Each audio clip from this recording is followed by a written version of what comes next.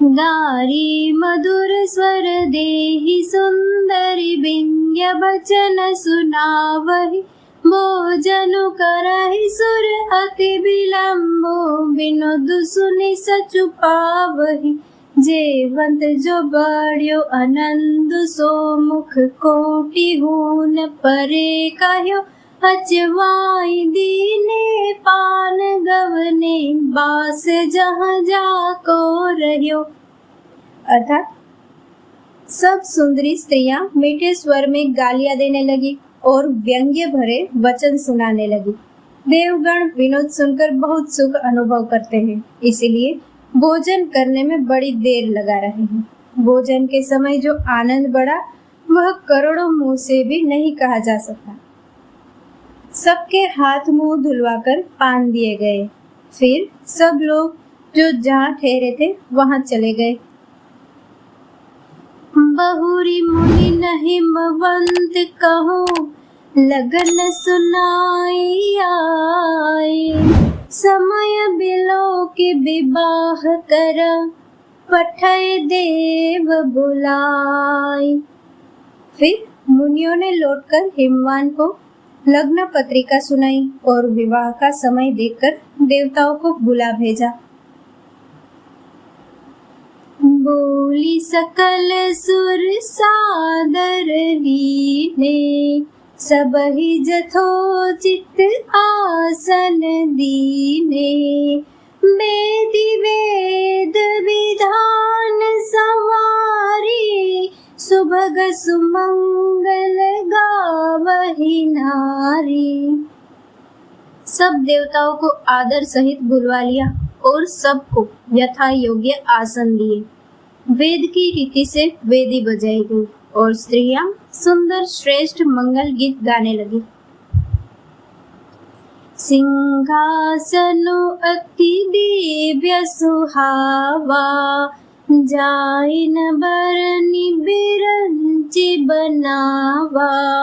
बैठे शिव विप्रन सिरुनाई हृदय सुमिरि निज प्रभु रघुराई। वेदिका पर एक अत्यंत सुंदर दिव्य सिंहासन था जिसका वर्णन नहीं किया जा सकता, क्योंकि वह स्वयं ब्रह्मा जी का बनाया हुआ था। ब्राह्मणों को सिर नवाकर और हृदय में अपने स्वामी श्री रघुनाथ जी का स्मरण करके शिव जी उस आसन पर बैठे। बहुरी मुनि सन उमा बुलाई करी सिंगार सखी ले आई। देखत रूप सकल सुर मोहे बरने छवि अस जग कभी को है। फिर मुनीश्वरों ने पार्वती जी को बुलाया। सखिया श्रृंगार करके उन्हें ले आई। पार्वती जी के रूप को देखते ही सब देवता मोहित हो गए। संसार में ऐसा कवि कौन है जो उस सुंदरता का वर्णन कर सके। जगदम्बिका जानी भव भामा सुरन मन ही मन कीन प्रणामा। सुंदरता मर्याद भवानी जाइन कोटि हूँ बदन बखानी। पार्वती जी को जगदम्बा और शिव जी की पत्नी समझकर देवताओं ने मन ही मन प्रणाम किया। भवानी जी सुंदरता की सीमा है, करोड़ों मुखों से भी उनकी शोभा नहीं करी जा सकती। कोटि हूँ बदन नहीं बने बरन जग जननी शोभा महा। सकुच ही कहत श्रुति शेष सारद मंद मति तुलसी कहा। छवि खानी मातु भवानी गवनी मध्य मंडप शिव जहाँ। अवलोकि सकहि न सकुच पति पद कमल मनु मधु करु तहाँ। जगत जननी पार्वती जी की महान शोभा का वर्णन करोड़ों मुखों से भी करते नहीं बनता। वेद, शेष जी और सरस्वती जी उसे कहते हुए सकुचा जाते हैं। तब मंदबुद्धि तुलसी किस गिनती में है? सुंदरता और शोभा की खान माता भवानी मंडप के बीच में जहाँ शिव जी थे वहां गई। वे संकोच के मारे शिव जी के चरण कमलों को देख नहीं सकती, परंतु उनका मन रूपी भौरा तो वहीं था। मुनि अनुशासन गणपति पूज्य शंभु भवानी, को सुनि संशय करे जनी, सुर अनादि जिय जानी। मुनियों की आज्ञा से शिव जी और पार्वती जी ने गणेश जी का पूजन किया। मन में देवताओं को अनादि समझकर कोई इस बात को सुनकर शंका न करे कि गणेश जी तो शिव पार्वती की संतान है, अभी विवाह से पूर्व ही वे कहाँ से आ गए।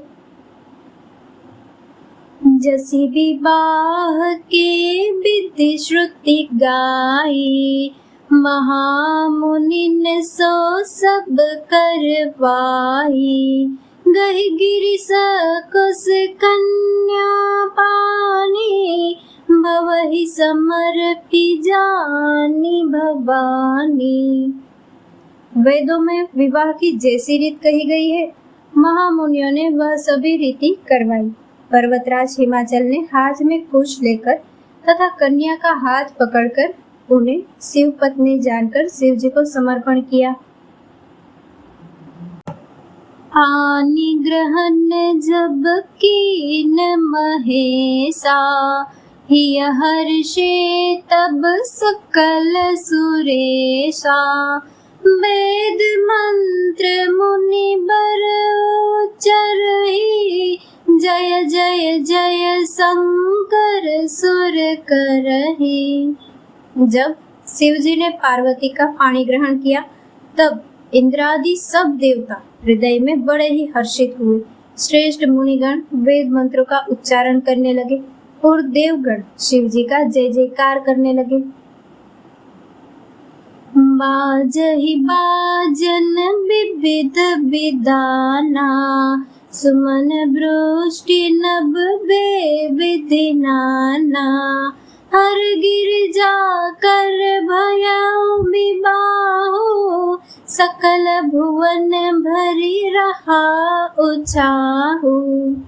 अनेकों प्रकार के बाजे बजने लगे, आकाश से नाना प्रकार के फूलों की वर्षा हुई। शिव पार्वती का विवाह हो गया, सारे ब्रह्मांड में आनंद भर गया।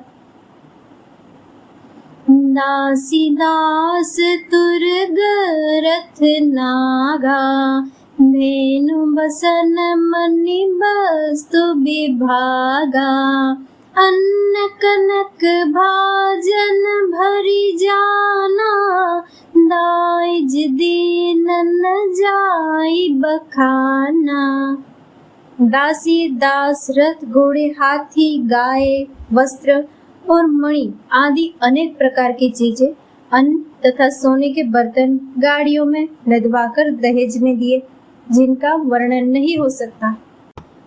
दाइज दियो बहु भांति पुनि कर जोरी, हिम भूधर कहो का देवपुर न काम, शंकर चरण पंकज गहि रह्यो, शिव कृपा सागर ससुर कर संतोष, सब भांति कियो पुनि गए पद पाथोज, मयना प्रेम परिपूर्ण हियो। बहुत प्रकार का दहेज देकर फिर हाथ जोड़कर हिमाचल ने कहा, हे शंकर, आप पूर्ण काम है, मैं आपको क्या दे सकता हूँ। इतना कहकर वे शिव जी के चरण कमल पकड़कर रह गए। तब कृपा के सागर शिव जी ने अपने ससुर का भी उसी प्रकार से समाधान किया। फिर प्रेम से परिपूर्ण हृदय मीना जी ने शिव जी के चरण कमल पकड़े।